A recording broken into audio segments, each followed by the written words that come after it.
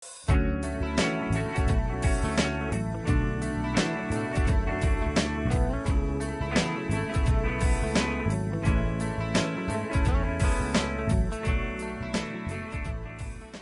let's start the first question. A 25-year-old man has a renal biopsy due to worsening renal function. This reveals linear IgG deposits along the basement membrane. What is the most likely diagnosis?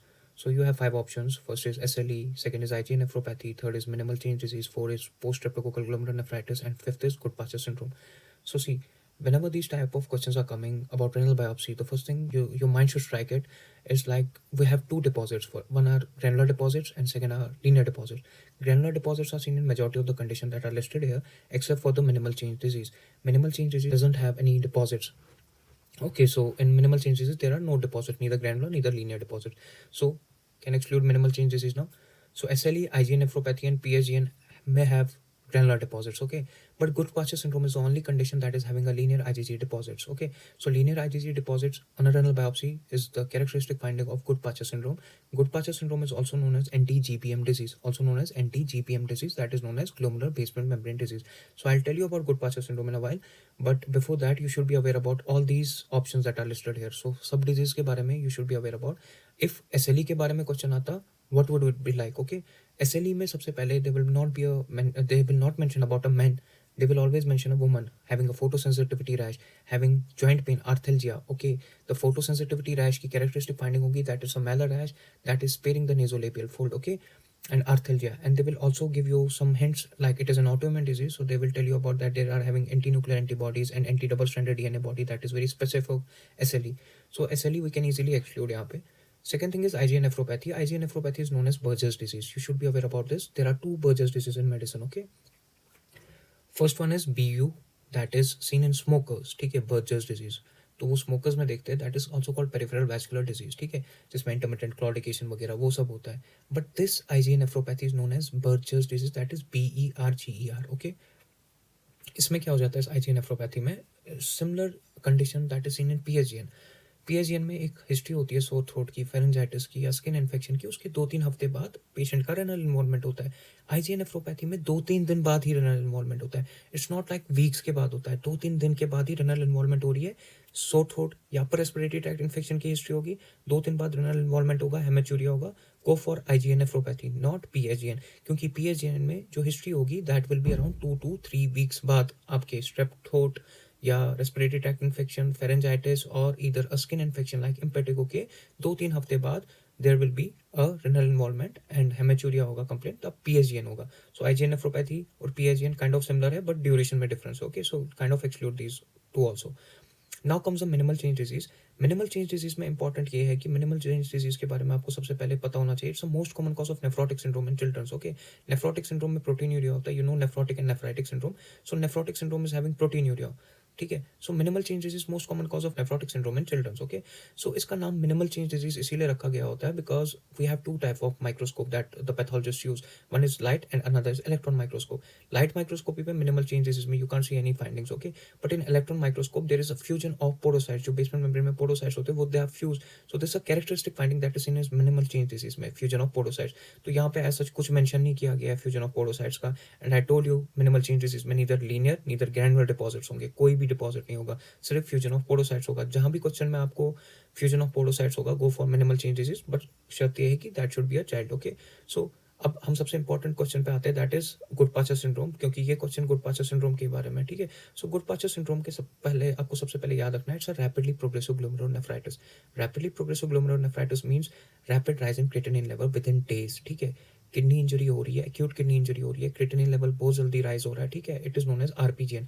RPGN में characteristic finding होती है crescentric deposits. Okay, so one of the cause of rapidly progressive glomerulonephritis is Goodpasture syndrome. There are various other causes, but Goodpasture syndrome is one of them. Okay, keep this thing in your mind. Second thing, Goodpasture syndrome में हमारा autoimmune attack हो जाता है typhoid collagen में. Typhoid collagen 2 जगह present होता है, एक तो एल्वेओलर बेसमेंट मेम्ब्रेन में और ग्लोमेरुलर बेसमेंट मेम्ब्रेन में. एल्वेओलर basement membrane that is seen in the lungs. Okay, वहां पे अगर इन्वॉल्वमेंट हो जाएगी उसके अगेंस्ट एंटीबॉडी बनेगी, so the patient will complain of haemoptysis. ठीक है, और अगर किडनी में ग्लोमेरुलर बेसमेंट मेम्ब्रेन इन्वॉल्व हो जाएगी सो पेशेंट की कंप्लेंट होगी हेमेचूरिया. ठीक है, सो कफिंग ऑफ ब्लड और यहाँ से passing of blood with urine, तो 2 कंप्लेंट्स होगी, लंग इन्वॉल्वमेंट और किडनी इन्वॉल्वमेंट. सो गुड-पाचर सिंड्रोम में 2 सिस्टम्स इन्वॉल्व होते हैं, ठीक है? सो गुड-पाचर सिंड्रोम में आपको और एक चीज़ याद रखनी है कि ये अल्फा 3 टाइप 4 कोलेजन को इफ़ेक्ट करता है, अल्फा 3 टाइप 4 कोलेजन को इफ़ेक्ट करता है, ठीक है? सो गुड-पाचर सिंड्रोम में 2 सिस्टम्स इन्वॉल्व हो रहे हैं, इसको एंटी-जीबीएम डिज़ीज़ भी बोलते हैं, glomerular basement membrane disease, autoimmune disease है, जहाँ पे टाइप 4 कोलेजन के अगेंस्ट एंटीबॉडी बनती है, जो यूजुअली जो ऑटोइम्यून अटैक इस पे हो जाता है, that is after a triggering factor, for example a person who is a smoker, और कोई भी जो जिसकी बॉडी में टॉक्सिन्स होंगे, कोई भी इरिटेंट होगा, फॉर एग्जांपल डाइस, कुछ भी, ठीक है? आपको पता होना चाहिए कि जो स्मोकिंग के जो टॉक्सिन्स होते हैं, these are kind of getting accumulated in kidney only, because the kidney is the only organ that is excreting these things, okay? So kidney में इनको काफ़ी टाइम मिलता है रहने के लिए, सो ये किडनी को इरिटेट करने लग जाते हैं। सो किडनी की एक ऊपर से समझो आप ब्लैंकेट लगी हुई है, ये ब्लैंकेट धीरे-धीरे इरिटेट हो रही है और इसके नीचे टाइफॉइड कोलेजन है, ठीक है? जब ये ब्लैंकेट इरिटेट बार-बार हो रही है, सो ये एक्सपोज़ होते जा रहा है, ये टाइफॉइड कोलेजन जो इसके नीचे है, ठीक है? सो जो ये टाइफॉइड कोलेजन है आपका एक्सपोज़ हो जाएगा, इसके अगेंस्ट एंटीबॉडी बनना स्टार्ट हो जाएगी, बॉडी इसको एज़ अ फॉरेन रिकॉग्नाइज़ करेगी। सो सेम अगर लंग्स में भी आप देखोगे, लंग्स में भी स्मोक या कोई भी इरिटेंट गैसेज़, वो इरिटेट करेंगे एल्वेओलर बेसमेंट मेम्ब्रेन को, जहाँ पे टाइफॉइड कोलेजन है, वो टाइफॉइड कोलेजन बाद में आपका एक्सपोज़ होने लग जाएगा, जिसके अगेंस्ट एंटीबॉडी बनना स्टार्ट करेगी और ये अटैक करने लग जाएगी एल्वेओलर बेसमेंट मेम्ब्रेन को, ग्लोमेरुलर बेसमेंट मेम्ब्रेन को, इसीलिए हेमोप्टाइसिस और हेमेचूरिया स्टार्ट हो जाता है, ठीक है? So second important thing that you should be aware about Goodpasture syndrome is how to diagnose this, क्योंकि यहाँ पे तो रेनल बायोप्सी दी गई है और लीनियर आईजीजी डिपॉजिट्स को मेंशन किया गया है, ठीक है? But important thing is the Goodpasture syndrome हम सबसे पहले सेरोलॉजी से डायग्नोज करते हैं। We have to check the antibodies, the patient is having the antibodies against the glomerular basement membrane. So antibodies check करेंगे सबसे पहले सेरोलॉजी, देन हम रेनल बायोप्सी पे जाएंगे, जहाँ पे आपको पता है ये गुड-पाचर सिंड्रोम आरपीजीएन वाली कैरेक्टरिस्टिक फाइंडिंग भी दिखाती है और इसकी अपनी जो फाइंडिंग है वो भी दिखाती है। सो आरपीजीएन वाली फाइंडिंग इसमें क्रीसेंट्रिक डिपॉजिट्स होगा और लीनियर आईजीजी डिपॉजिट्स होगा due to Goodpasture syndrome itself, okay? So please do remember, rapidly progressive glomerulonephritis में there is a crescentic deposits and Goodpasture syndrome is one of the cause of RPGN और इसका linear IgG deposit you will see, okay? Now how will you manage? You know there are antibodies already circulating in the blood, so उन antibodies को remove भी करना है और अगर और भी बन रही है उनको भी suppress करना है, so you'll kind of remove these antibodies by plasmapheresis और antibodies that are forming उनके लिए हम high dose immunosuppression drugs देंगे, like high dose corticosteroids देंगे, that is the drug of choice is IV methylprednisolone with cyclophosphamide. IV methylprednisolone with cyclophosphamide is very important, and please do remember this. Goodpasture syndrome we have to suppress the immunity by giving high dose corticosteroids, and we have to remove the preformed antibodies by plasmapheresis, okay? We can give supportive treatment also to the patient, like अगर lung involved है तो he will eventually have the difficulty in breathing, इसका oxygen चढ़ाना पड़ेगा और इसमें ventilation भी करने की जरूरत पड़ेगी in case kidney gets failed, so we have to do dialysis also, okay? In case dialysis भी फेल तो रेनल ट्रांसप्लांट पे जाना पड़ेगा। दीज आर काइंड ऑफ बाद में management, but basic thing drug and plasmapheresis very important, okay? So इस question में 5 diseases थी, we now know about these 5 diseases very well, okay? So आगे जब और क्वेश्चंस आएंगे I'll tell you more about every details, जो पता होना चाहिए हमें एग्जाम के लिए, I'll tell you everything, okay? So I hope it will help you and you will enjoy this session. Okay, now let's proceed to the second question. A 55-year-old male is being evaluated for persistent proteinuria. He had a past medical history of multiple myeloma that has recently relapsed. He undergoes renal biopsy. Light microscopy with Congo red stain reveals apple green bireferences under a polarized light. ठीक है? So what is the most likely diagnosis? Alport syndrome, FSGS, Goodpasture syndrome, acute post-streptococcal glomerulonephritis और amyloidosis. See, जहाँ पे भी question में Congo red stain का mention किया गया होगा with apple green birefringence, it is always characteristic of amyloidosis, ठीक है? एमाइलोडोसिस बहुत इंपॉर्टेंट है, I will tell you more about amyloidosis, बस पर पहले हम लेट्स एक्सक्लूड बाकी ऑप्शंस क्यों नहीं हम देख रहे, ठीक है? एल्पोर्ट सिंड्रोम जो है इट्स एन हेरिडिटरी डिसऑर्डर, ठीक है? हेरिडिटरी डिसऑर्डर कभी भी आप कहीं पे भी देखोगे, it is an X linked recessive disorder, so इसकी presentation will be in a childhood, early childhood में, ठीक है? First thing. और एल्पोर्ट सिंड्रोम में क्या होता है, like we studied Goodpasture syndrome, उसमें एंटीबॉडीज होती है against type 4 collagen, but in Alport syndrome there are no antibodies against type 4 collagen, but type 4 collagen is defective, ठीक है? टाइप 4 कोलेजन ही डिफेक्टिव फॉर्म हो रहा है, ठीक है? सो डिफेक्टिव टाइप 4 कोलेजन होता है इसमें, बट ये टाइप 4 कोलेजन अभी तक हमने पढ़ा, अभी मैंने आपको जब गुडपास्चर बोला वहाँ पे मैंने 2 सिस्टम बोले, लंग और किडनी, मगर एल्पोर्ट सिंड्रोम में जो ये डिफेक्टिव टाइप 4 कोलेजन होता है, ये 3 जगह इफेक्ट करता है, ठीक है? किडनी होती इफेक्ट है। सेकंड थिंग इज कान में जो हमारा इनर एयर होता है जहाँ पे कॉक्लिया होता है, ठीक है। कॉक्लिया का सपोर्ट भी बेसमेंट मेम्ब्रेन टाइफो कोलेजन ही करता है, ठीक है। सो इनर एयर में जो कॉक्लिया होता है उसका सपोर्ट टाइफो कोलेजन करता है, सो वहाँ भी डिफेक्टिव टाइफो कोलेजन है। सो इनर एयर में भी सेंसरी न्यूरल डेफनेस होना स्टार्ट हो जाएगी। रेटिना, लेंस कैप्सूल, उनका भी सपोर्ट जो होता है टाइफो कोलेजन करता है, वहाँ पे भी टाइफो कोलेजन डिफेक्टिव है। सो इनमें एंटीरियर लेंटिकोनस होता है। एंटीरियर लेंटिकोनस का मतलब होता है there is a weakening of lens capsule, ठीक है। सो एलपोर्ट सिंड्रोम में 3 systems are getting affected, ear, eyes and kidneys. So it's like can't see, can't hear and can't pee, ठीक है। ये 3 चीजें याद रखनी है एलपोर्ट सिंड्रोम में। X-linked recessive disorder. X-linked recessive disorder का कैरेक्टरिस्टिक क्या होता है? The males are sufferers, females are carrier, ठीक है। एंड एक्स-लिंक्ड रिसेसिव डिसऑर्डर की और कोई example? Haemophilia and Duchenne muscular dystrophy is one of X linked recessive disorder also.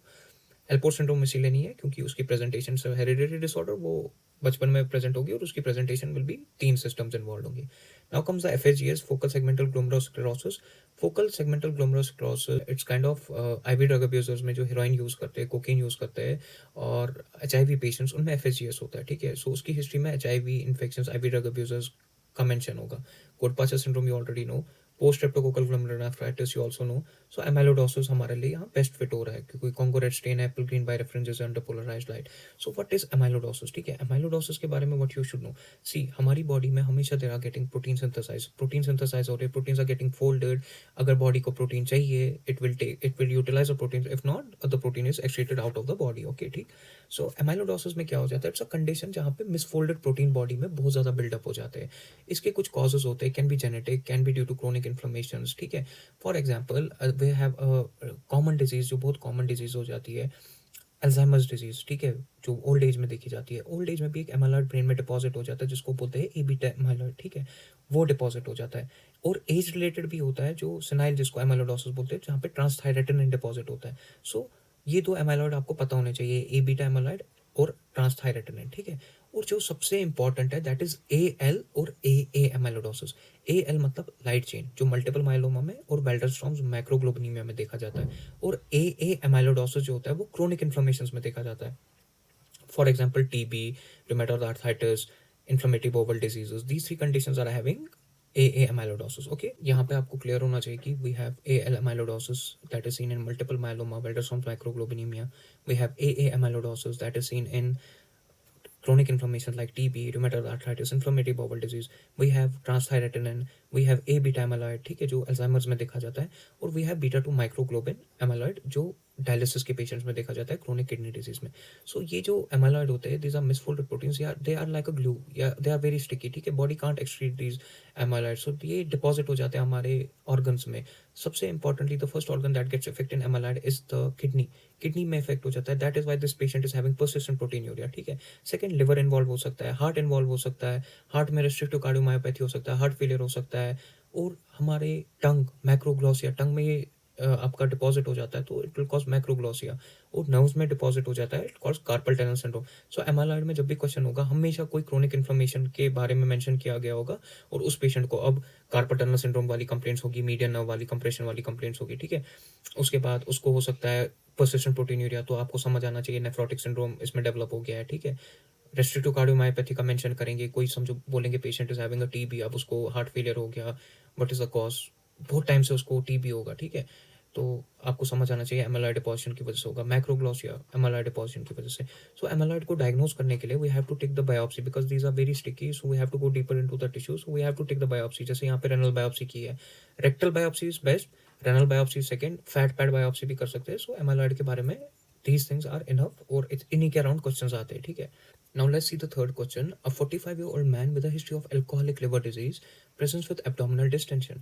Examination reveals tense ascites which is drained. What is the appropriate type of diuretic to prevent reaccumulation of the ascites? Aldosterone antagonist, loop diuretic, thiazide, osmotic or carbonic anhydrase inhibitors. Okay. So first thing I want you to be aware about is that जब भी ascites के बारे में mention किया गया होगा, you have to be aware कि ascites secondary hyper aldosteronism की वजह से हो जाता है। So we have to give aldosterone antagonist that is spironolactone और एप्लेरेनोन।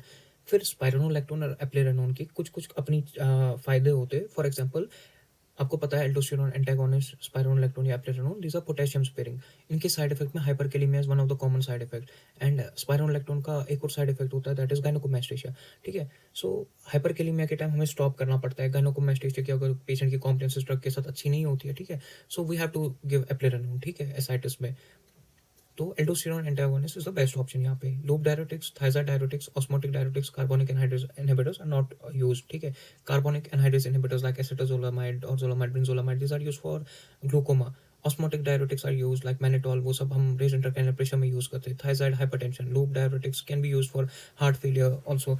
We can use loop diuretics in alcoholic liver disease but not to prevent the reaccumulation of ascites. See, what is ascites? Ascites is pathological and pathological accumulation of the fluid in the peritoneal cavity. Okay, so what happens in ascites? कैसे ascites होगा? For example, it is having three mechanism. Hydrostatic pressure बढ़ता है, oncotic pressure कम हो जाता है, और स्प्लैंकिक वैसोडाइलेटेशन की वजह से हो जाता है। ठीक है, सो हाइड्रोस्टैटिक प्रेशर कब बढ़ेगा? जैसे किसी का सिरोसिस हो गया, क्रोनिक लिवर डिजीज की वजह से, फिर फाइब्रोसिस हो जाता है। ठीक है, सो ये सारा ब्लड जो हो जाता है, ये साइनोसाइड से लीक होकर कहाँ जाता है? पेरिटोनियल कैविटी में। ठीक है, क्योंकि अब लिवर में ये सारा ब्लड एक्यूमुलेट नहीं हो पाता है। ठीक है, या अगर एक्यूमुलेट भी हो जाता है, so it kind of passes through the capillaries, so उसके बाद ये सारा ब्लड पेरिटोनियल कैविटी में जाता है। ठीक है, और अगर ये सारा ब्लड लिवर में रह ही रहा है, ठीक है, so it is not getting to the बाकी ऑर्गन्स में। ठीक है, वहाँ की जो वेसल्स हो जाएगी वो डायलेट हो जाएगी, जिसको हम स्प्लैंकिक वैसोडाइलेटेशन बोलते हैं। जो किडनी सेंस कर पाती है, जो ही किडनी सेंस करेगी वो रास एक्टिवेट करेगी, रेनिन एंजियोटेंसिन एल्डोस्टेरोन सिस्टम, जिसकी वजह से ये हाइपर एल्डोस्टेरोनिज्म हो जाता है, क्योंकि रास में एट लास्ट एल्डोस्टेरोन ही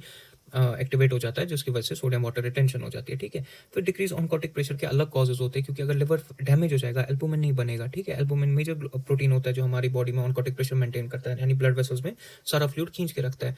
सो नहीं बनेगा ना वो भी, सो उसकी वजह से भी ये सारा फ्लूइड लीक हो जाएगा ब्लड वेसल से, it will go into the peritoneal cavity. ठीक है, हो गया ऑनकोटिक प्रेशर। और ऑनकोटिक प्रेशर और भी जगहों पे कम हो जाता है, जैसे भी नेफ्रोटिक सिंड्रोम होगा, प्रोटीन एनर्जी माल न्यूट्रिशन होगा, या प्रोटीन लूजिंग एंट्रोपैथी जिनको हम बोलते हैं। so, जहाँ भी प्रोटीन कम होगा वहाँ पे ऑनकोटिक प्रेशर कम हो जाएगा, क्योंकि ये सारा प्रोटीन ब्लड में पानी को होल्ड करके रखता है। जब नहीं होगा तो ये सारा लीक हो जाएगा। ठीक है, सो दिस इज एसाइटिस। तो एसाइटिस में हमें डायग्नोस करने के लिए सबसे पहले पेशेंट को यूएसजी करवाएंगे। ठीक है, फिर पैरासेंटोसिस करके हम चेक करेंगे कि एसाइटिक फ्लूइड जो है उसका अपीयरेंस क्या है, कलर क्या है, कल्चर करेंगे, सीरम एसाइटिक एल्बुमिन ग्रेडियंट देखेंगे। अगर वो मोर देन 1.1 ग्राम पर डेसीलीटर होता है तब हम जाते हैं कि पोर्टल हाइपरटेंशन की वजह से हुआ है। Portal hypertension right heart failure में हो जाता है और सिरोसिस ऑफ लिवर में हो जाता है। और अगर ये serum Asiatic albumin gradient less और इक्वल टू 1.1 ग्राम होता है तब हम नॉन पोर्टल कॉजेस पे जाते हैं, जैसे कि टीबी, मैलिग्नेंसी, पेनक्रेटाइटिस। ठीक है, सो फिर मैनेजमेंट पे आते हैं। मैनेजमेंट, जब हमें एसाइटिस की मैनेजमेंट करनी होती है, सबसे पहले पेशेंट को सॉल्ट रिस्ट्रिक्ट करना पड़ता है, सोडियम रिस्ट्रिक्ट करना पड़ता है। ठीक है, फिर यही एल्डोस्टेरोन एंटागोनिस्ट देना पड़ता है, लूप डायरेटिक्स भी दे सकते हैं। फिर उसके बाद पैरासिंथेसिस करना पड़ता है। ठीक है, निकालना पड़ता है ये फ्लूइड। पैरासिंथेसिस करने के बाद भी इट इज रिफ्रैक्टरी एसाइटिस। ठीक है, तब हम जाते हैं ट्रांसजुगुलर इंट्राहेपेटिक पोर्टोसिस्टमिक शंट पे, या हम लिवर ट्रांसप्लांट पे जाते हैं। ठीक है, तो तब वो अलग चीजें होती है। But you have to be aware कि एल्डोस्टेरोन एंटागोनिस्ट का side effect you should be aware, क्योंकि बार बार आता है क्वेश्चन एग्जाम में। और हाइड्रोस्टैटिक प्रेशर किस में बढ़ता है, ऑनकोटिक प्रेशर किस में कम हो जाता है, स्प्लैंकिक वैसोडाइलेटेशन किन में हो जाता है। So these three are the important mechanism of ascites. ठीक है, बस ये थी, इस एसाइटिस में आपको इतना पता होना चाहिए। Okay, now let's continue to the fourth question. A 62-year-old man presents with nocturia, hesitancy, and terminal dribbling. Prostate examination reveals a moderately enlarged prostate with no irregular features and a well-defined median sulcus. Blood test is showing prostate-specific antigen is about 1.3 nanograms per ml. What is the most appropriate management? First is alpha-1 antagonist or 5-alpha reductase inhibitors, non-urgent referral for transurethral resection of the prostate, empirical treatment with ciprofloxacin for 2 weeks, or urgent referral to urology. C. Question BPH का, benign prostatic hypoplasia का। You should be aware कि BPH non cancerous होता है। How can we differentiate BPH with carcinoma prostate? सबसे पहले examination से। ठीक है, यहाँ पे मॉडरेटली एनलार्ज है with no irregular features, irregular features कोई भी नहीं है, वेल डिफाइंड मीडियन सल्कस है। प्रोस्टेट स्पेसिफिक एंटीजन का normal value should be around less than 4 nanogram. 4 to 10 अगर जाता है तब हम कार्सिनोमा पे थोड़ा सस्पिशियस हो जाते हैं, और मोर देन 10 अगर होता है तो तब हम पूरा कार्सिनोमा पे ही जाते हैं। ठीक है, so this is BPH. BPH में होते हैं ये लोअर यूरिनरी ट्रैक्ट सिम्टम्स जो 50 ईयर्स के बाद हो जाते हैं मेल्स को। ठीक है, so lower urinary tract symptoms में ऑब्स्ट्रक्टिव फीचर्स होते हैं, इरिटेटिव फीचर्स होते हैं, these are lower urinary tract symptoms. ठीक है, अब हमें बीपीएच में इमीडिएट मैनेजमेंट करना पड़ता है, क्योंकि पेशेंट बहुत इरिटेट हो गया होता है इस यूरिन की वजह से। क्या हो जाता है, देखो, बीपीएच में जो टेस्टोस्टेरोन होता है विद एज ये डायहाइड्रोटेस्टोस्टेरोन में कन्वर्ट हो जाता है 5 अल्फा रिडक्टेज एंजाइम की वजह से, ठीक है। जब ये डायहाइड्रोटेस्टोस्टेरोन बॉडी में ज्यादा हो जाता है ना, यही प्रोस्टेट की ग्रोथ करता है, स्ट्रोमल और epithelial cells of the prostate की, ठीक है, जिसकी वजह से प्रोस्टेट यूरेथ्रा को कंप्रेस करने लग जाता है धीरे धीरे धीरे धीरे। यूरिनेशन में तो प्रॉब्लम होती है, फिर एक टाइम आता है जहाँ पे यूरिन ही पूरा रिटेंशन हो जाता है, ठीक है, जो बहुत गंदी चीज होती है। सो हमें इसकी ग्रोथ भी रुकानी है कि ये ग्रो ना हो जाए फर्दर, जिसके लिए हम 5 अल्फा रिडक्टेज इनहिबिटर दे सकते हैं, ठीक है, फिनास्ट्राइड दे सकते हैं, बट उसको बहुत टाइम लगता है, उसको 6 महीने से 12 महीने लग जाते हैं काम करने में। हमें इमीडिएटली एक ड्रग देनी है जो प्रोस्टेट को रिलैक्स करे, ब्लैडर को रिलैक्स करे, ताकि पेशेंट के यूरिनरी सिम्टम जो हो जाए उसको रिलीफ मिले। उसके लिए हम अल्फा 1 एंटागोनिस्ट यानी प्राजोसिन, टेराजोसिन, टैमसोलोसिन देते हैं, ठीक है। अब इन ड्रग्स का क्या प्रॉब्लम हो जाती है, these drugs are causing postural hypotension and retrograde ejaculation. So आपको पेशेंट को काउंसलिंग करनी ही पड़ती है कि इससे पोस्चुरल हाइपोटेंशन हो जाएगा या रेट्रोग्रेड एजैकुलेशन हो जाएगी। तो you should be aware about these side effects. 5 alpha reductase inhibitor जो हम फिनास्ट्राइड जो हम डायहाइड्रोटेस्टोस्टेरोन की कन्वर्जन के लिए रुकाने के लिए यूज करते हैं, उसके साइड इफेक्ट होते हैं सेक्सुअल डिसफंक्शन, डिक्रीज लिबिडो, ठीक है। और जो non urgent referral for ट्रांसफ्यूथर resection of prostate यानी टर्प, टर्प जो है वो सर्जरी है प्रोस्टेट की, ठीक है, ट्रांसफ्यूथर रिसेक्शन ऑफ द प्रोस्टेट, वो तब करते हैं जब हाइड्रोनेफ्रोसिस डेवलप हो गया होगा, कॉम्प्लिकेशंस या मेडिकल मैनेजमेंट फेल हुआ होगा और यूरिन रिटेंशन हो गया होगा, ठीक है, रेनल स्टोन्स डेवलप हो गए होंगे, तब हम यूज करते हैं ट्रांसफ्यूथर रिसेक्शन ऑफ द प्रोस्टेट, ठीक है। Empirical treatment with ciprofloxacin for 2 weeks तब यूज करेंगे जब कोई इन्फेक्शन का यहाँ पे कुछ दिया गया होगा, जो प्रोस्टाइटिस में होता है, प्रोस्टाइटिस में, ठीक है, जब इन्फ्लेमेशन हो जाती है तो तब हम सिप्रोफ्लॉक्सासिन यूज कर सकते हो। अर्जेंट रेफरल टू यूरोलॉजी नहीं करना है क्योंकि प्रोस्टेट कॉमन कंडीशन है, can be manage medically also, ठीक है। So best answer is alpha 1 antagonist दे दो, प्राजोसिन, टेराजोसिन, टैमसोलोसिन, पेशेंट को काउंसिल करो, इसके साइड इफेक्ट्स क्या है, सो इमीडिएटली रिलीफ मिल जाएगा इन सिम्टम्स से, ठीक है। सो प्रोस्टेट के बारे में you should be aware about these things, okay. Now let's start with the fifth question. A man undergoing regular peritoneal dialysis presents with non-severe abdominal pain. He reports that his dialysate fluid during the most recent exchange has also become cloudy. He has now a temperature of 37.8 degrees Celsius. On examination, he has abdominal rebound tenderness, but no guarding, and peritonitis is suspected, and sample of dialysate fluid are sent for microbiology for analysis. What organisms are most likely to be associated? Options में Candida, E. coli, Pseudomonas, Staph aureus and Staph epidermidis है। देखो, आप confuse हो रहे होगे कि ये peritoneal dialysis में पेशेंट खुद ही कैसे बोल रहा है कि इसका जो फ्लूइड है वो क्लाउडी हो गया। पेरिटोनियल डायलिसिस जो होता है ना, और इकोडायलिसिस होता है, हेमोडायलिसिस, ठीक है, जब किडनी फेल हो जाती है। हेमोडायलिसिस के लिए हफ्ते में 3-4 बार जाना पड़ता है, ठीक है, मतलब डायलिसिस सेंटर में। पेरिटोनियल डायलिसिस पेशेंट घर पे खुद भी कर सकता है, ठीक है, और उसके लिए डायलिसिट फ्लूइड यूज होता है। ये डायलिसिट फ्लूइड जो होता है ये डेक्सट्रोज में बहुत रिच होता है, इसमें ईसीएफ वाले फ्लूइड की प्रॉपर्टीज होती है, सोडियम, पोटेशियम और आपका सोडियम, पोटेशियम और ये ग्लूकोज होता है इसमें, ठीक है। So it is kind of, पहले जब पेरिटोनियल डायलिसिस करते हैं कैथेटर डालते हैं, ठीक है, कैथेटर से सारा फ्लूइड जो एक्स्ट्रा सेलुलर फ्लूइड जो एक्यूमुलेट हुआ होता है वो निकालते हैं, ठीक है, फिर ये डायलिसिट फ्लूइड डालते हैं, फ्लश आउट करते हैं सारे टॉक्सिन्स को। सो ये डायलिसिट फ्लूइड अब हो रहे क्लाउडी हो गया, सो it is kind of peritonitis, और ये कैथेटर इंड्यूस्ड होता है, ठीक है, कैथेटर इंड्यूस होता है। सो इसमें एक ही ऑर्गेनिज्म होता है जो कैथेटर वाले इन्फेक्शंस करता है, that is staphylococcus epidermidis, that is a coagulase negative organism, ठीक है, यही कोलोनाइज होता है इन जगहों पे। So we have to take care कि स्टेफिलोकोकस एपिडेमाइडिस वहाँ कोलोनाइज ना हो जाए। सो इन केस अगर हो गया, so how will you manage?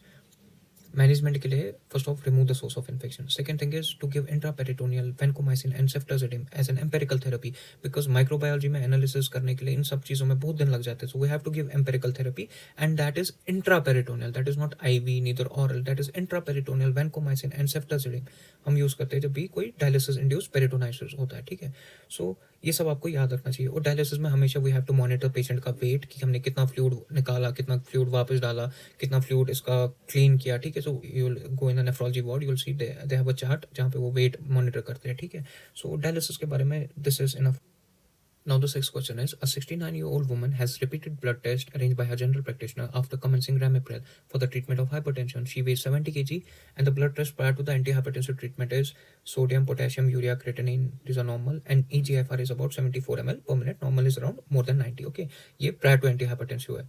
अब जब एंटीहाइपरटेंसिव यानी रैमिप्रिल स्टार्ट की थी उसके बाद और टेस्ट किया गया था जहाँ पे सोडियम, पोटेशियम, यूरिया, क्रेटिनिन और नॉर्मल, EGFR इज लाइक 67, पहले 74 था, अब 67 ml पर मिनट हो रहा है। और यूरिन एनालिसिस किया है जहाँ पे protein is negative and blood is negative, okay.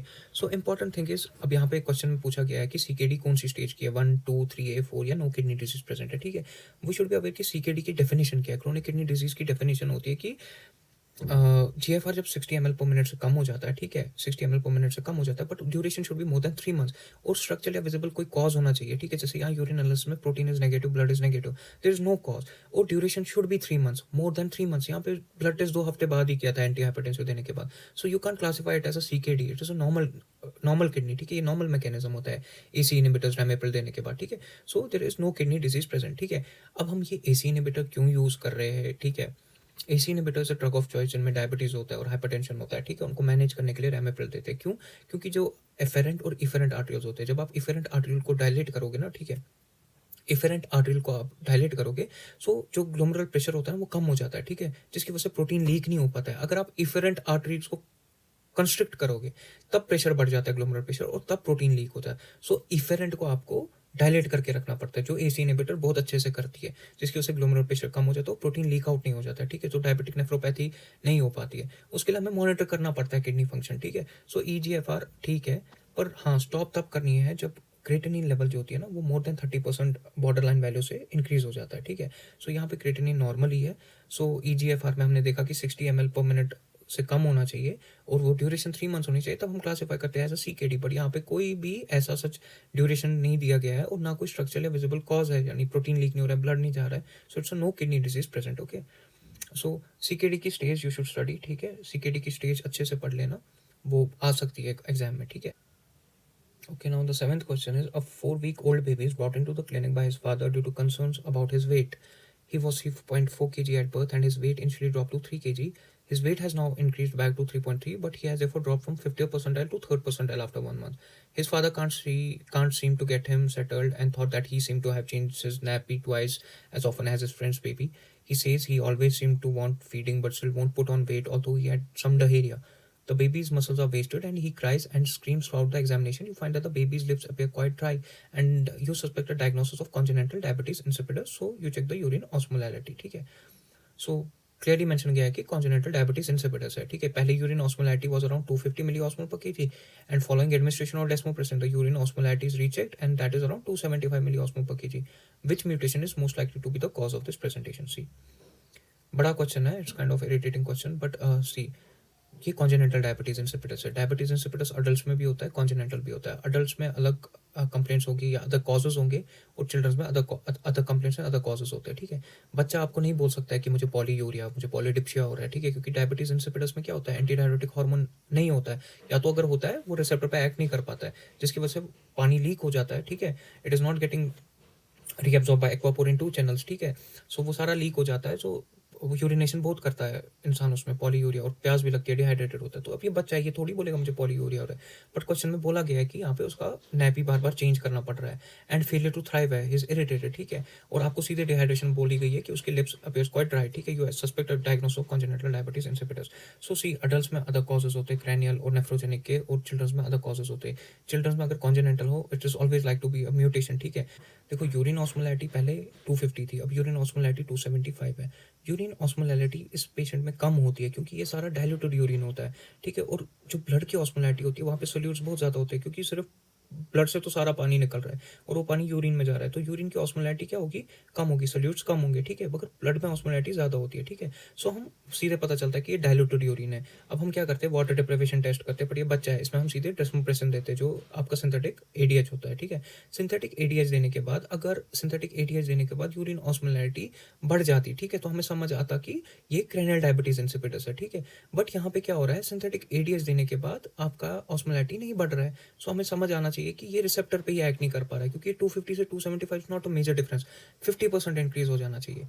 Cranial अगर होता, वहाँ पे ADH बन ही नहीं रहा होता, और अगर हम बाहर से ADH दे रहे होते तो यूरिन ऑस्मोलैरिटी में बहुत अच्छा स्पाइक इंक्रीज हो जाता, ठीक है। बट बहुत ज़्यादा स्पाइक हो जाता, ठीक है, बहुत इंक्रीज हो जाता। बट आपके बॉडी में ADH बन रहा है, but it's not acting on the receptors, वो आपको सीधे पता चलेगा कि अगर आप बाहर से भी दे रहे हो, so it is not getting that much increase, not 50% से ज़्यादा increase नहीं हो रहा है, so it's a nephrogenic diabetes insipidus। so mutation जो इसमें present होगी, that will be mutation affecting the ADH receptor, ठीक है। ADH receptor की mutation हो जाती है, उसी में nephrogenic diabetes insipidus होता है। Now 8th question, which one of the following causes of glomerulonephritis is associated with normal complement levels, ठीक है। PSGN, mesenteric capillary subacute Goodpasture syndrome और SLE, ठीक है। PAGN मैसेंजर कैपिलरी हो, सब एक्यूट बैक्टीरियल एंडोकार्डाइटिस हो और SLE हो, इन सब में complement levels are getting reduced because there is an immune complex deposition. But Goodpasture syndrome में एंटीबॉडीज फॉर्म होती है, there is not an immune complex deposition. ठीक है। So only Goodpasture syndrome is one of the conditions इनमें से जिसमें normal compliments level होती है। PAGN में C3 कम हो जाता है, मैसेंजर कैपिलरी में हो जाता है, सब एक्यूट बैक्टीरियल एंडोकार्डाइटिस में हो जाता है, SLE में हो जाता है। ठीक है। बट गुड पाचर सिंड्रोम में नहीं हो जाता बिकॉज गुड पाचर सिंड्रोम में antibodies collagen type of collagen के अगेंस्ट बन जाती है, सो वहाँ पे कोई इम्यून कॉम्प्लेक्स डिपोजिशन नहीं होता है। Now the ninth question is, a 47-year-old woman presents with loin pain and hematuria. Urine dipstick demonstrate the blood positive, nitrates positive, leukocytes positive, protein positive. Urine culture shows a Proteus infection and X-ray demonstrates a staghorn calculus in the left renal pelvis. What is most likely composition of the renal stone? Xanthine or calcium oxalate, struvite, cysteine और urate stones. C. Proteus infection बोला गया है urine culture में, staghorn calculus भी बोला गया है, और सबसे इंपॉर्टेंट है कि प्रोटियस जो होता है it is causing the infection in alkaline urine. कैसे? क्योंकि प्रोटियस जो होता है, प्रोटियस मिराबिलिस, जो most common cause of UTI भी होता है। ठीक है। ये क्या करता है? यूरियस प्रोड्यूस करता है। यूरियस क्या करता है? यूरिया को स्प्लिट करता है अमोनिया में, जिसकी वजह से यूरिन एल्कलाइन हो जाता है। सो एल्कलाइन यूरिन जो ही हो जाता है तो यहाँ पे तीन चीज़ें जो होती है वो प्रेसिपिटेट हो जाती है, मैग्नीशियम, अमोनिया और फॉस्फेट, जिसको हम ट्रिपल फॉस्फेट स्टोन भी बोलते हैं या स्टैगहॉर्न कैलकुलस भी बोलते हैं, मैग्नीशियम, अमोनिया और फॉस्फेट। ठीक है। इसी को हम बोलते हैं स्ट्रूवाइट स्टोन। ठीक है। स्ट्रूवाइट स्टोन इसी को हम बोलते हैं, magnesium, ammonium and phosphate stone को हम स्ट्रूवाइट स्टोन बोलते हैं। सो इस क्वेश्चन में प्रोटियस इन्फेक्शन की वजह से स्ट्रूवाइट स्टोन बन गया है। और यहाँ पे जो नाइट्राइट्स का मतलब होता है ना, देखो जब भी यूरिन टेस्ट करते हैं ना, अगर बैक्टीरिया यूरिन में प्रेजेंट होता है, नाइट्रेट को नाइट्राइट में कन्वर्ट करता है। ठीक है। तो तब हम बोलते हैं नाइट्राइट्स पॉजिटिव होता है। ठीक है।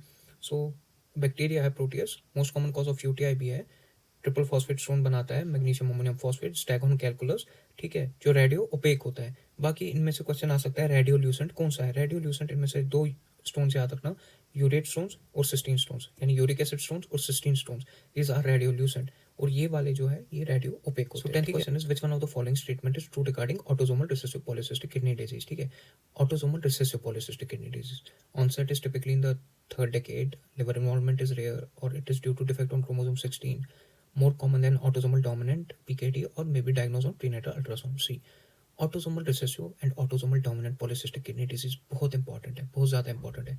Autosomal dominant poly kidney disease होगा, जो डोमिनेंट होती है वो अडल्ट में देखी जाती है, मगर रिसेसिव जो होती है ना, जल्दी फर्स्ट डिकेड में, चाइल्ड एज में दिख जाती है। ठीक है। चिल्ड्रंस में ही देखी जाती है रिसेसिव। और लिवर इन्वॉल्वमेंट ऑटोसोमल रिसेसिव में होता है, जब बच्चों में ये इन्वॉल्व होती है, ये किडनी में भी प्रॉब्लम करती है और ये लिवर में भी कॉन्जेनिटल हेपेटिक फाइब्रोसिस करती है। और जो ऑटोसोमल डोमिनेंट होता है वो क्रोमोसोम 16 पे होता है, वो डोमिनेंट है, वो बड़ा है तो क्रोमोसोम 16 बड़ा है, मगर रिसेसिव जो होता है वो क्रोमोसोम 6 पे होता है। ठीक है। Common autosomal dominant polycystic kidney disease होती है, रिसेसिव उतनी कॉमन नहीं होती है, मगर ऑटोसोमल रिसेसिव हम आराम से प्रीनेटल अल्ट्रासाउंड पे डायग्नोज कर सकते हैं। ठीक है। अब आपको autosomal recessive polycystic kidney disease के बारे में पता होना चाहिए। ठीक है। इसमें म्यूटेशन हो जाती है एक जीन की, PKHD जीन बोलते हैं उसको। ठीक है। जिसकी वजह से बायलेटरल दोनों किडनीज में सिस्ट बनने स्टार्ट हो जाते हैं। ठीक है। और साथ साथ लिवर भी इन्वॉल्व होता है। So cyst, bilateral cystic enlargement of the kidneys होती है और कॉन्जेनिटल हेपेटिक फाइब्रोसिस होता है। क्रोमोसोम कौन सा इन्वॉल्व होता है? क्रोमोसोम 6 इन्वॉल्व होता है, नॉट 16। ठीक है। और जब ये बच्चे में हो जाती है, मैंने आपको बोला ये बच्चों में ही होती है, सो प्रीनेटल अल्ट्रासाउंड में आप कैसे डायग्नोस करोगे? ठीक है। वहाँ पे पॉटर सीक्वेंस बोलते हैं उस कंडीशन को। पॉटर सीक्वेंस का मतलब होता है, फॉर एग्जांपल अगर हमें पता है कि जब फ्लूइड बन रहा होता है, ठीक है, एमनियोटिक फ्लूइड, एमनियोटिक फ्लूइड का एक कंट्रीब्यूटर जो होता है वो होता है किडनी। ठीक है। फीटल यूरिन होता है, और वो यूरिन कहाँ से बनेगा? किडनी से बनेगा। अगर autosomal recessive poly kidney disease है, या एक और डिजीज जहाँ पे हम बोलते हैं रेनल एजेनेसिस, जो बच्चों में होती है। ठीक है। अगर किडनी नहीं बन रही है, या अगर किडनी में सिर्फ सिस्ट है, तो किडनी फंक्शन नहीं कर रही है, यूरिन नहीं बन रहा होगा। ठीक है। सो उस बच्चे में क्या हो जाएगा? एमनियोटिक फ्लूइड बहुत कम हो जाएगा, जिसको ओलिगोहाइड्रोएमनियोज बोलते हैं। ठीक है। सो ओलिगोहाइड्रोएमनियोज में क्या हो जाएगा? जब बच्चा माँ के पेट में होगा ना, वो एमनियोटिक फ्लूइड बहुत कम होगा, तो उसका सर कंप्रेस होने लग जाएगा पेल्विस के साथ, उसकी स्केलेटल मतलब टांगे वांगे कंप्रेस हो जाएगी, सो उनमें काइंड ऑफ छाप पड़ेगा, उसका फेस कंप्रेस हो जाएगा। ठीक है। वो फ्लैट फेस बोलते हैं उसको, उसका चिन कंप्रेस हो जाएगा, उसकी स्केलेटल डिफॉर्मिटीज हो जाएगी। ठीक है। और साथ साथ ये जो एमनियोटिक फ्लूइड होता है ये बहुत इंपॉर्टेंट होता है लंग डेवलपमेंट के लिए। उस बच्चे में लंग डेवलप ही नहीं हो पाएंगे, और उसमें पल्मोनरी हाइपोप्लेशिया हो जाएगा, जो वो फिर सांस वांस नहीं ले पाएगा, सो उनकी डेथ हो जाती है, जिसको हम पॉटर सीक्वेंस बोलते हैं। सो ऑटोसोमल रिसेसिव पॉलीकिडनी डिजीज में पॉटर सीक्वेंस होती है जो हम प्रीनेटल अल्ट्रासाउंड में इजीली डायग्नोज कर सकते हैं, ठीक है। सो ऑनसेट जल्दी होता है, लिवर इन्वॉल्वमेंट होती है, मगर क्रोमोसोम 6 पे होता है। कॉमन ऑटोसोमल डोमिनेंट होता है polycystic, but recessive not that much common, but recessive can be diagnose on prenatal ultrasound, ठीक है, जिसमें हम पॉटर सीक्वेंस देखते हैं, जिसका मतलब होता है ऑलिगोहाइड्रोमनियोस, फ्लैट फेस, लिम्ब डिफॉर्मिटीज और पल्मोनरी हाइपोप्लेशिया, ठीक है। सो ऑटोसोमल रिसेसिव किडनी बहुत इंपॉर्टेंट है पॉलीसिस्टिक किडनी डिजीज। और ऑटोसोमल डोमिनेंट जो है वो मैं आपको आगे फर्दर पढ़ाऊंगा, क्योंकि जब उसमें बहुत क्वेश्चन आते हैं ऑटोसोमल डोमिनेंट में, उसमें हाइपरटेंशन होता है और उसमें एन्यूरिज्म्स बन जाते हैं ब्रेन में। I tell you more about that जब कोई क्वेश्चन आएगा ऑटोसोमल डोमिनेंट का। बट रिसेसिव के बारे में इतना याद रखना, इसमें क्रोमोसोम 6 इन्वॉल्व होता है, और कौन सा जीन होता है, PKHD जीन, ठीक है। Now let's continue with the 11th question. It's a 7-year-old boy presents with polyuria and polydipsia. He's usually fit and well and takes no regular medications. And blood tests reveal fasting blood glucose is around 5.1 millimole per liter, and sodium is around 137, potassium is 3.8, kind of normal, and calcium 2.3. Thyroid stimulating hormone is 1.0. It's also normal. So urine dipstick is normal and water deprivation test is pending. Given the likely diagnosis, which gene is most likely to be mutated? So in previous questions we read about diabetes insipidus, ठीक है। So ये आपको confuse करना चाहते हैं, ठीक है, यहाँ पे इस क्वेश्चन में, क्योंकि इनने यहाँ पे आपको फास्टिंग ब्लड ग्लूकोज भी दिया है। They have given you options में भी APC, glucokinase, insulin, hepatocyte nuclear factor and aquaporin receptor 2 की जीन की म्यूटेशंस, ठीक है, ऑप्शंस में। But they want to confuse you it with diabetes mellitus, ठीक है। That's why they are giving fasting blood glucose values also, ठीक है। But इन्हें यहाँ पे मेंशन भी किया है water deprivation test is pending. Water deprivation test हम किस में करते हैं, डायबिटीज इंसिपिडस में, I told you before only, ठीक है। सो APC जीन जो होता है वो फैमिलियल एडेनोमेटस पॉलीपोसिस या कोलोन कैंसर में होता है, ठीक है, यहाँ पे उसका कोई भी लेना देना नहीं है। ग्लूकोकाइनेज जो होता है वो majority onset of diabetes in young में होता है, ठीक है, टाइप 2 वाले में। और इंसुलिन जो होता है वो अगर इंसुलिन जीन की म्यूटेशन होगी, इंसुलिन जीन की म्यूटेशन होगी, it will cause neonatal diabetes. But the age is 7 years। Neonate तो है नहीं है, ठीक है। न्यूनेट कब हम बोलते हैं, फर्स्ट 4 weeks ऑफ लाइफ, ठीक है, यानी 28 days तक हम बोलते हैं it's a neonate. And hepatocyte nuclear factor भी majority onset of diabetes in young में देखा जाता है, बट टाइप 3 जो बहुत कॉमन होता है, ठीक है। अगर मोडी में से क्वेश्चन आएगा, majority onset of diabetes in young में से क्वेश्चन आएगा, सो उसमें सबसे common majority onset of diabetes in young होता है जो थर्ड वाला होता है, और उसी में हेपेटोसाइट न्यूक्लियर फैक्टर की म्यूटेशन होती है। पर यहाँ पे डायबिटीज का कोई भी लेना देना नहीं, क्योंकि fasting blood glucose is around 5.1, normal less than 5.6 ही हम देखते हैं, 5.6 मिलीमोल देखते हैं, ठीक है। सो ये डायबिटीज इंसिपिडस का क्वेश्चन है। सो इसमें एक्वापोरिन रिसेप्टर 2 की म्यूटेशन होगी, ठीक है। सो इट्स डायबिटीज इंसिपिडस, बहुत इंपॉर्टेंट है diabetes insipidus, and I told you everything about diabetes insipidus before also, ठीक है। Now the 12th question. 48-year-old man known to have a long-standing problems with alcohol excess has been referred to hepatology with abdominal swelling. He is diagnosed as having decompensated alcoholic liver disease with ascites. Okay, the consultant starts him on spironolactone to help with the management of his ascites. What is the mechanism of action of this drug? इससे पहले भी we studied about ascites, है ना, जहाँ पे वही red की स्पाइरोनोलेक्टोन क्यों देना होता है, because there is secondary hyperaldosteronism. So spironolactone कैसे एक्ट करती है, पहला ऑप्शन जो है sodium potassium chloride transporter in loop of Henle inhibit करना, ये तो फ्रूसेमाइड करेगी, ठीक है, लूप ऑफ हेनली में। और inhibition of sodium chloride transporter in DCT तो थायजाइड करती है। Inhibition of carbonic anhydrase inhibitors करेंगे, ठीक है, एसिटाजोलामाइड वगैरह। और inhibition of epithelial sodium channel and DCT, epithelial sodium channel जो इनहिबिट करता है वो होता है एमिलोराइड एंड ट्राइएम्टीन, ठीक है, वो नहीं है। स्पाइरोनोलेक्टोन मिनरलोकॉर्टिकॉइड रिसेप्टर को इनहिबिट करता है, ठीक है, मिनरलोकॉर्टिकॉइड एल्डोस्टेरोन होता है तो उसी को स्पाइरोनोलेक्टोन इनहिबिट करता है in the cortical collecting duct. So spironolactone fifth वाला, ठीक है। और स्पाइरोनोलेक्टोन के side effects I told you already, ठीक है, स्पाइरोनोलेक्टोन और eplerenone these are potassium sparing diuretics, so इनमें हाइपरकेलेमिया होता है और स्पाइरोनोलेक्टोन में गायनेकोमैस्टेसिया होता है, वेरी इंपॉर्टेंट, ठीक है। सो ascites we already covered. Okay, now the 13th question. A 38-year-old male is concerned as he has been passing very small amount of concentrated urine over the past few days despite drinking liters of water. He has just finished a course of antibiotics for tonsillitis and is feeling generally well in himself. He is apyrexial and has a blood pressure of 150 by 100 millimeters of mercury. Previous blood pressure readings and kidney function tests have been normal, and urine dipsticks showing protein 1 plus, blood 3 plus, and nitrites negative, ठीक है। So what is most likely diagnosis? Renal vascular disease, interstitial nephritis, acute tubular necrosis, nephrotic syndrome और nephritic syndrome, ठीक है। See, इस patient को very small amounts of concentrated urine है, that is oliguria, ठीक है। Is having hypertension also, is having a protein 1 plus and blood 3 plus, यानी mild protein urea है बट हेमेचूरिया इज प्रेजेंट है, and is having a history of tonsillitis जिसके लिए इसने antibiotic दी थी। आई told you previously also post streptococcal glomerulonephritis के बारे में, ठीक है। सो रेनोवैस्कुलर डिजीज़ तो ये नहीं है, ठीक है। रेनोवैस्कुलर डिजीज़ में क्या होता है, उसमें हाइपरटेंशन होगा and it will cause chronic kidney disease, पर इसमें ऐसा कुछ है नहीं, ठीक है।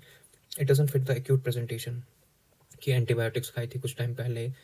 एंड इंटरस्टिशियल नेफ्राइटिस एंटीबायोटिक से होता है, बट इंटरस्टिशियल नेफ्राइटिस में फीवर रैश डेवलप हो जाएगा और उसमें इयोसिनोफिलिया होता है। इंटरस्टिशियल नेफ्राइटिस एंटीबायोटिक कोर्स के बाद ही स्टार्ट हो जाता है, ठीक है। वो अगर किसी को एंटीबायोटिक की एलर्जी होती है तो उनमें इंटरस्टिशियल नेफ्राइटिस देखा जाता है, but it will have a characteristic finding of eosinophilia. Acute tubular necrosis ischaemia toxin हो जाता है, पर उसमें कोई भी प्रोटीनूरिया या हेमेचूरिया नहीं होता है, ठीक है। उसमें मडी ब्राउन कास्ट होते हैं, सो वो भी इसमें नहीं है। नेफ्रोटिक सिंड्रोम में प्रोटीनूरिया होता है, that is massive 3.5 gram, more than 3.5 gram per day, है ना।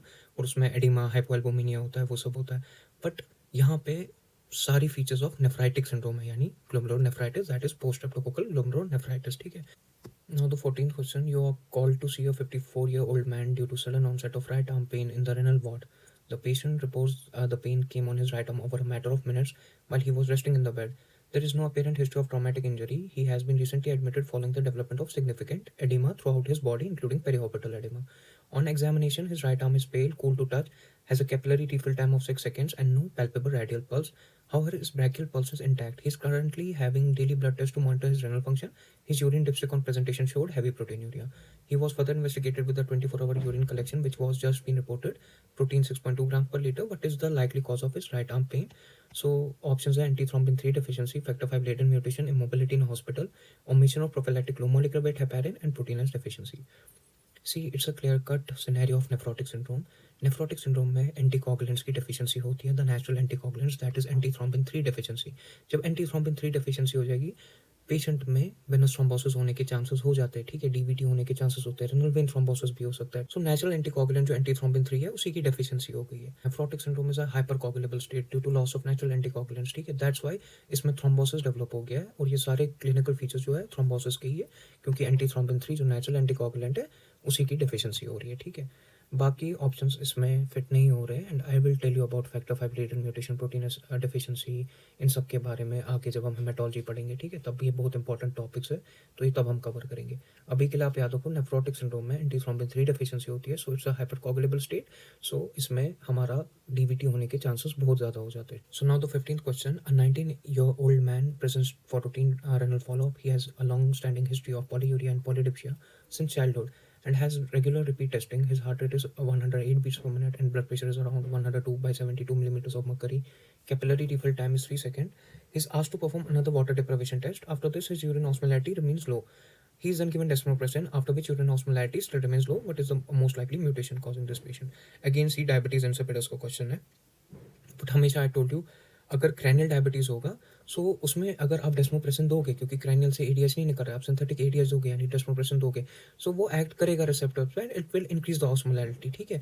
मगर यहाँ पे ऑस्मोलैरिटी इंक्रीज नहीं हो रही है, यानी इट्स अ रिसेप्टर की प्रॉब्लम, ठीक है। So it's a nephrogenic diabetes insipidus, so हमेशा रिसेप्टर में प्रॉब्लम होगी। दैट इज, अगर आप ऑप्शंस में देखोगे, एक्वापोरिन 2 चैनल्स, एक्वापोरिन 2 चैनल्स नहीं, हमें रिसेप्टर पे देखना है। एपिथेलियल सोडियम चैनल्स भी नहीं है, सोडियम क्लोराइड पंप नहीं है, सोडियम पोटेशियम क्लोराइड पंप्स नहीं है। वैसोप्रेसिन रिसेप्टर बहुत इंपॉर्टेंट है, ठीक है। वैसोप्रेसिन रिसेप्टर में म्यूटेशन है, उसी की वजह से the patient is having nephrogenic diabetes insipidus, ठीक है। अब ये aquaporin 2 channels, epithelial sodium channels, sodium chloride channel, sodium potassium chloride channels, ठीक है, ये इंपॉर्टेंट है। लाइक एपिथेलियल सोडियम चैनल जो होता है, इसमें लिडल सिंड्रोम हो जाता है। जब भी एपिथेलियल सोडियम चैनल की म्यूटेशन होती है, उस डिजीज को हम लिडल सिंड्रोम बोलते हैं। लिडल सिंड्रोम को बोलते हैं, हम नाम से बोलते हैं ना छोटा, but it is having a high complication, जैसे हाइपरटेंशन हो जाता है, ठीक है, हाइपोकेलीमिया हो जाता है, तो उसको एपिथेलियल सोडियम चैनल की म्यूटेशन में लिडल सिंड्रोम हो जाता है, ठीक है। सोडियम क्लोराइड पंप में अगर प्रॉब्लम होगी, हम बोल सकते हैं कि जिटलमैन सिंड्रोम होता है। जिटलमैन सिंड्रोम यानी सोडियम क्लोराइड पंप जो आपका थायराइड डायरेटिक्स का होता है ना, उसके साथ रिलेट करते हैं एक डिजीज को, जिसको हम बोलते हैं जिटलमैन सिंड्रोम। और सोडियम पोटेशियम क्लोराइड पंप जो फ्रूसेमाइड का जो एक्शन होता है, उसमें अगर कोई म्यूटेशन होगी, तब हम बोलते हैं बार्टर सिंड्रोम, ठीक है। बार्टर सिंड्रोम और सोडियम क्लोराइड पंप में जिटलमैन सिंड्रोम, ये अभी आप याद रखो। Then I will tell you, जब इनके क्वेश्चंस आएंगे, I will tell you more about Liddle syndrome, Bartter syndrome, Gitelman syndrome, ठीक है। ये इंपॉर्टेंट है, विल कवर इट इन आगे जाके जो क्वेश्चंस आएंगे। Now the 16th question is, a 62-year-old man with CKD secondary to diabetes mellitus is reviewed. When assessing his estimated glomerular filtration rate (EGFR), which one of the following variables is not required for the modification of diet and renal disease? MDRD equation, ठीक है। Age, creatinine, ethnicity and gender, इसको हम cage formula बोलते हैं, CAGE। इसमें urea नहीं include होता है, सो MDRD इक्वेशन में केज होता है, यानी creatinine, age, gender, ethnicity, but not serum urea, okay. Now let's proceed to the 17th question. A 13-year-old girl develops purpura on her lower limbs and buttocks associated with microscopic hematuria. A diagnosis of Hinault-Schütz-Jahnle purpura is made. Her urea and electrolytes show a mild renal impairment that is still present 4 weeks later. Although she does not require any specific therapy, what is most likely the renal outcome? ठीक है, Hinault-Schütz-Jahnle purpura जो है IgA vasculitis and it is a self limiting. ठीक है, इसमें से जब भी क्वेश्चन आएगा ना इस टाइप का, हमेशा याद रखना इसका सेल्फ लिमिटिंग डिजीज है. इसी में आपको कंफ्यूज करेंगे कि आप ट्रीटमेंट स्टार्ट करोगे नहीं करोगे, क्यों नहीं करोगे. ठीक है, क्योंकि ये सेल्फ लिमिटिंग होती है, इसमें फुल रेनल रिकवरी पॉसिबल होती है. ठीक है, बाकी सारे ऑप्शंस इसमें फिट नहीं होंगे, इसमें हमेशा फुल रेनल रिकवरी ही ऑप्शन में आंसर होता है. ठीक, okay, so full renal recovery इसमें पॉसिबल होती है. ठीक है, सो Hinault-Schütz-Jahnle purpura में you should know about Hinault-Schütz-Jahnle purpura में क्या क्लिनिकल फीचर्स होते हैं. It's having palpable purpura. ठीक है, जो मोस्टली बटॉक्स लेग्स में होते हैं. आर्थल्जिया होता है, एब्डोमिनल पेन होता है, रेनल इन्वॉल्वमेंट होती है, माइक्रोस्कोपिक हेमेचूरिया होता है. ठीक है, and can have proteinuria also. ठीक है, ये कब हो जाता है? It's triggered when there is a upper respiratory tract infection, tonsillitis और अ वायरल इलनेस. ठीक है, उसके बाद क्या हो जाता है? There is an IgA immune complex deposition in the small vessels. जहाँ भी स्मॉल वेसल्स होंगे हमारी बॉडी में, स्किन होगा, किडनी होगा, गट होगा, जॉइंट्स होगा, वहाँ पे डिपॉजिट हो जाता है. ठीक है, उसी की वजह से IgA वैस्कुलाइटिस कॉज करता है. बट ये सेल्फ लिमिटिंग होती है, तो we can manage it by supportive treatment like hydration दे सकते हैं, एनाल्जेसिया दे सकते हैं, यूरिन आउटपुट मॉनिटर कर सकते हैं, ब्लड प्रेशर मॉनिटर कर सकते हैं रेगुलरली. ठीक है, कोई जरूरत नहीं होती है इसमें ट्रीटमेंट स्टार्ट करने की, because it has a full renal recovery. It's a self limiting disease. Now the 18th question is which one of the following statement regarding minimal change glomerulonephritis is incorrect? Has a good prognosis. The majority of cases are steroid responsive. Is a common cause of nephrotic syndrome. Hypertension is found in approximately 25% of patients, and hematuria is rare. ठीक है, so minimal change disease, I told you starting में, it is the most common cause of nephrotic syndrome in children. It is named minimal because light microscopy पे we don't see anything, but on electron microscopy we see fusion of podocytes.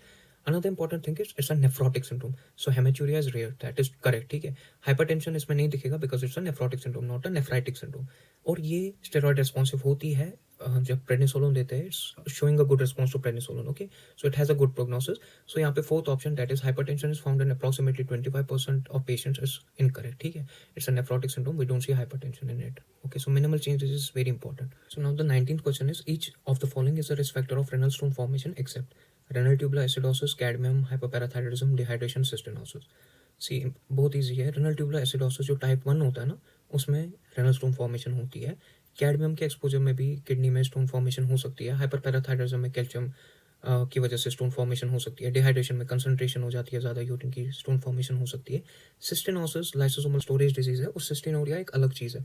सिस्टेनोसिस में you don't see renal stone formation, cystinuria में we सी. सो यहाँ पे सिस्टेनोसिस है. ठीक है, okay, so the last question is, a 58-year-old woman presents to emergency department with hematuria and oliguria. She has history of sinusitis over the past few months with associated hemorrhagic discharge.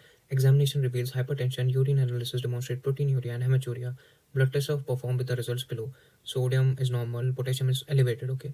Urea is elevated. Creatinine is elevated. CNK is positive. The patient is referred to the renal team who performs a biopsy as a part of their workup. Which of the following biopsy finding is most likely? Glomerular crescents, mesangial hypercellularity, mesangial immune deposition, podocyte effacement, and thickened basement membrane. See, ये question हमने पहले भी पढ़ा. It's a Goodpasture syndrome. Diagnosis is Goodpasture syndrome, जहाँ पे kidney involvement होती है और लंग्स इन्वॉल्वमेंट होता है. ठीक है, और मैंने आपको पहले भी बोला, गुड पास्चर सिंड्रोम जब भी क्वेश्चन में आएगा, you have to keep one thing in mind जो स्ट्राइक होना चाहिए immediately, that is it's a rapidly progressive glomerulonephritis, यानी क्रेटिनिन विद इन डेज में इंक्रीज हो जाएगा.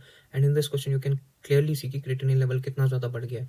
सो आई टोल्ड यू, जब भी RPGN में से क्वेश्चन आएगा, it will show a crescentic deposition. So glomerular crescents इसमें होता है, बाकी ऑप्शंस इनमें नहीं फिट होते. मेसेंजियल हाइपरसेलुलैरिटी में नहीं होगा, मेसेंजियल इम्यून डिपोजिशन नहीं होता है, पोडोसाइट एफेसमेंट अब पता है आपको, fusion of podocytes minimal change disease में होता है, थिक एंड बेसमेंट मेम्ब्रेन भी इसमें नहीं होता है. So it's a Goodpasture syndrome. So Goodpasture syndrome CN का पॉजिटिव भी होता है, and it's a rapidly progressive glomerulonephritis. 2 organs effect हो जाते हैं, किडनी, हेमेचूरिया, हेमोप्टाइसिस लंग्स में. ठीक है, सो यहाँ पे साइनसाइटिस है, यानी अपर रेस्पिरेटरी ट्रैक्ट इन्वॉल्वमेंट है, and associated haemorrhagic discharge, that is haemoptysis. ठीक है, so it's a Goodpasture syndrome, NTGBM, glomerular basement membrane disease, जहाँ पे antibodies found against type 4 collagen.